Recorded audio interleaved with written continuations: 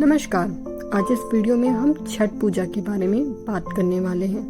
छठ पूजा के बारे में तो आपने सुना ही होगा। यह त्योहार भगवान सूर्य को समर्पित है, उनकी बहन छठी मैया को समर्पित है। इस दिन सूर्य भगवान की पूजा की जाती है, उन्हें अर्घ दिया जाता है। 4 दिनों तक चलने वाला यह पर्व बिहार, झारखंड, वेस्ट बंगाल, उत्तर प्रदेश ऐसी जगह पर मनाया जाता है और बहुत ही धूमधाम से मनाया जाता है। बिहार, यूपी में तो बहुत ही ज़्यादा इसका क्रेज़ है। त्योहार ये बहुत ही ज़्यादा फेमस होने के साथ साथ कठोर भी है, क्योंकि इस व्रत में 2 दिन लगभग महिलाएं निर्जल रह करके उपवास करती हैं, पानी तक नहीं पीती हैं। और जब तीसरे दिन शाम को सूरज जब ढल रहा होता है तब अर्घ दिया जाता है सूर्य भगवान को, और अगले दिन सुबह सुबह सूर्य उदय के समय भी अर्घ दिया जाता है। उसके बाद ही पूजा करने के बाद महिलाएं इस व्रत का उपवास खोलती हैं। इस व्रत में प्रसाद के रूप में फल के साथ साथ जो मेन फेमस प्रसाद है वो है ठेकुआ, जिसे लोग बहुत ही चाव से खाना पसंद करते हैं।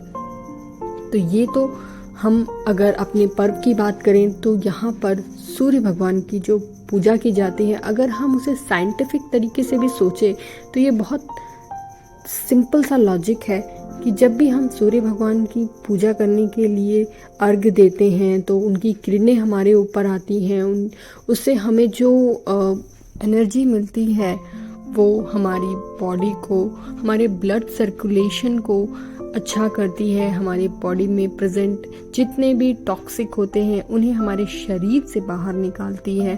तो कहीं ना कहीं इस पर्व को अगर हम साइंस से जोड़ें तो ये वैदिक काल से चला आ रहा पर्व यूं ही नहीं से महत्वपूर्ण है। इसका साइंटिफिक रीज़न है जो कि अब आप समझ ही गए होंगे। हम सूर्य भगवान की अगर पूजा करते हैं तो उसका धार्मिक अर्थ तो हमें पता ही चल गया है, क्योंकि हमारे धर्मों में तो ये हमेशा से चला ही आ रहा है। फिर चाहे वो महाभारत के समय में द्रौपदी जी ने सूर्य भगवान को पूजा करके अपनी सभी परेशानियों को दूर किया था, या फिर रामायण के काल में राम और सीता जी ने भी ये उपवास किया था जब वे कार्तिक मास में अपने 14 वर्ष के वनवास को पूरा कर चुके थे।